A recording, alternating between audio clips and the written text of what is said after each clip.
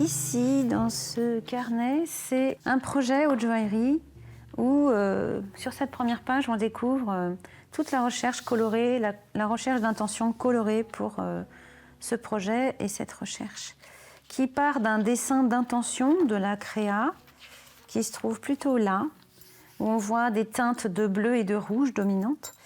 Donc j'ai fait une proposition de composition des éléments qui sont repris ici. Ce sont des gouachés que j'ai fait pour trouver la composition que pourrait avoir cette queue, qui deviendra une boucle d'oreille à droite et l'aile, une boucle d'oreille à gauche, puis un ensemble d'une parure majestueuse. Après la recherche de matière, on est sur la recherche des volumes, de l'espace nécessaire pour combiner aussi bien la taille des plumes, trouver la taille des plumes, et la forme de l'aile exactement, proche ou moins proche de la réalité, suivant les souhaits et les propositions que je vais faire à ce client, qui va définir s'il veut une aile très serrée, plutôt avec des courbes, comme on voit sur ce dessin. C'est une aile plutôt traditionnelle, comme un petit passereau.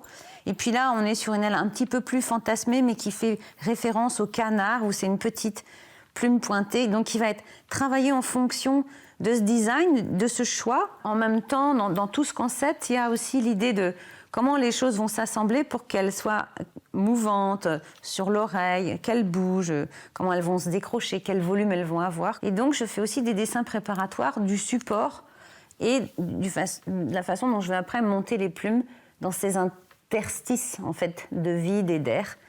Donc, c'est le dessin ici qu'on voit du pendentif. Et puis, donc, le joaillier va concevoir le support pour que je vienne y adapter mes plumes. Donc, je vais vous montrer un petit exemple là avec une des propositions maquettes, qui est le support de l'aile droite, en fait. Et puis, il y en a trois là. Une très claire,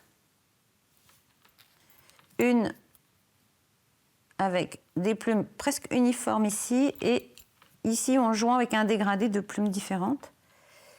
Et après, on vient y ajouter ce petit élément qui est beaucoup plus coquet et qui pourra se poser aussi bien. Voilà, c'est des propositions, donc clair foncé dessus, sur celle-ci, ou bien sur quelque chose de plus clair, se référant comme ceci, ou bien encore plus proche de l'oiseau, comme celle-ci.